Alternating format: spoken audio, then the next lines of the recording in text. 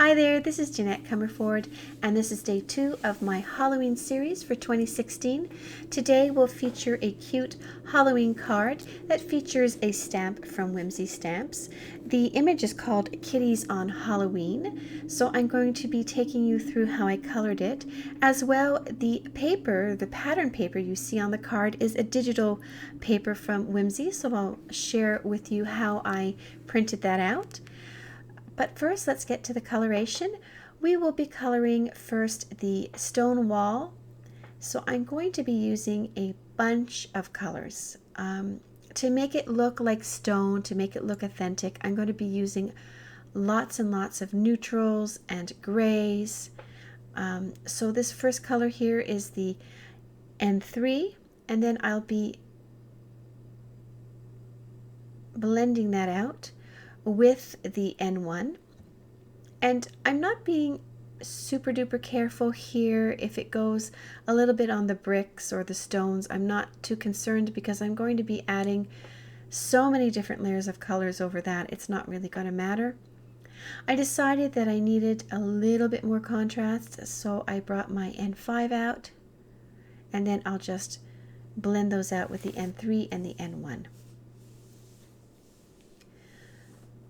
Just reinforcing the shadows there, again taking that N3, and then I'll blend it with the N1.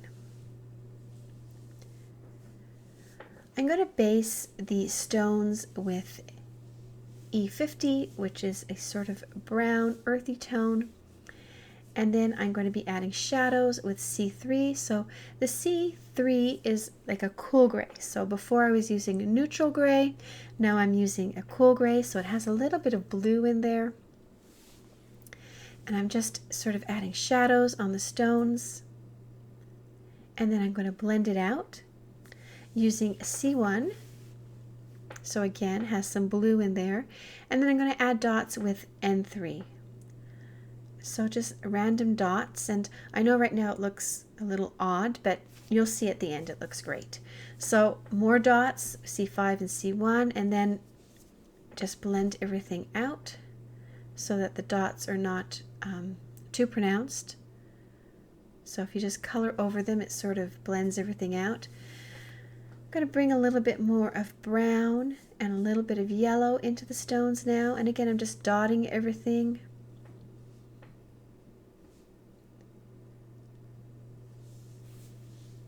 And you can see how that's sort of filling everything up. It's looking a little bit more like stones, and then I'm just going to color over everything again.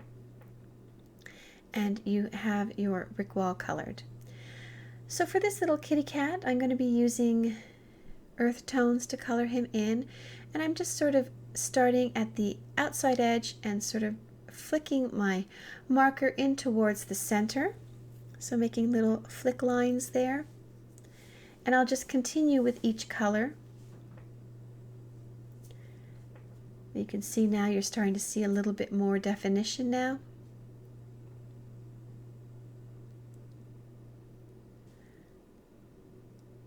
So I'm concentrating that color more where the shadows would be. This is an even darker marker, so my flick lines are a little shorter, if that makes sense.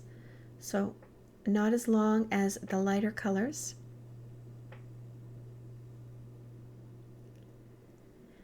And then I'll be able to blend that out by just going over it with the lighter markers. And I just keep playing with it until it looks the way I want it to be. If you wanted the lines to be more pronounced, you could let it dry in between colors. So I'm just going to add the color to his stripes now, and my camera sort of swung around, that's why it moved. I'm having issues with my camera these days.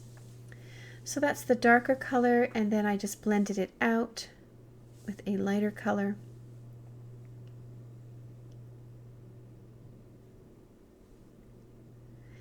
And then finally I just took my colorless blender and just sort of dabbed it in the middle so that there were no sort of lines or little marks in the middle. And I finished it off with the nose, R20 for the nose. I'm going to move on to the other kitty cat, and I'll be using some warm grays. So whereas before I was saying the neutral is sort of not gray or brown in tone, it's just neutral, and that the cool is blue in tone, well, the warm is brown in tone. So that's the differences between the grays in Copic markers. So I wanted it to be a little bit different from the ledge that he was leaning on, so that's why I used the warm browns. And color in his nose there. I'm going to do the moon very quickly. Decided to put a little bit of shadow around that edge and on the craters. Blend that out. I'm going to be using the exact same colors for this first leaf as I used on the moon.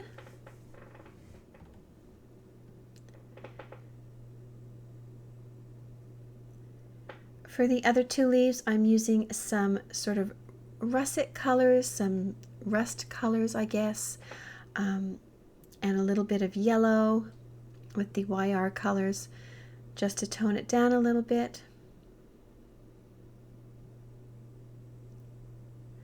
And I'll use the same marker colors over here.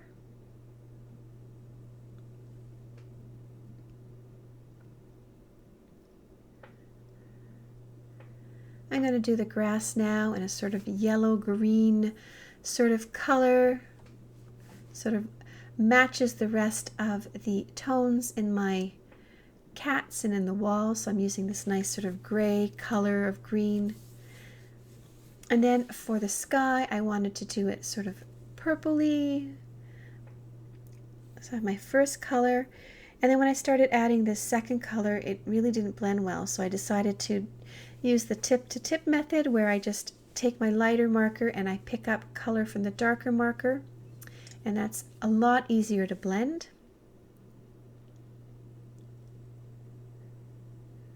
So you can see that blends a lot easier. And then I wanted a little bit of a halo around that moon, so I colored some yellow around it, and now I'll go over it with the lighter purple color. And then I'm using some neutral gray. This is N7, and then I'm going to blend it, and I'm basically just going to keep blending with those markers until the sky looks the way I want it to look.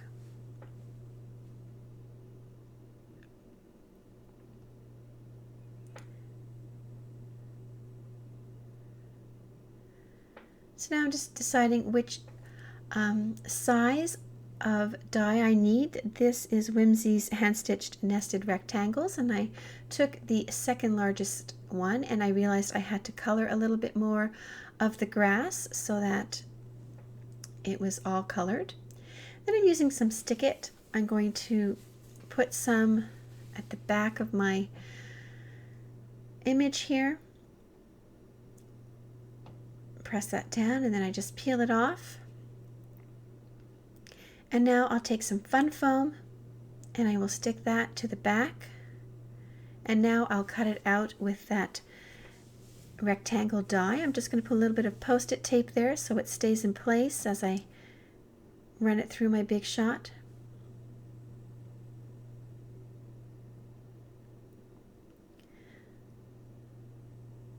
And I needed to color a little bit more of the sky up there and a little bit here on the side.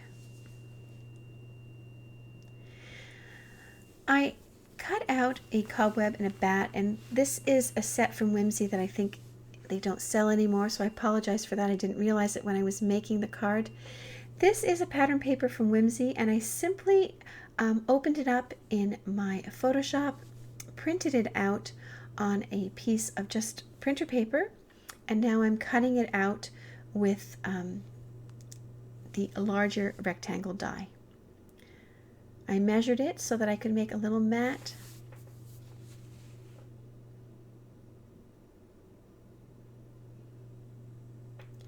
And this I will adhere to a card base.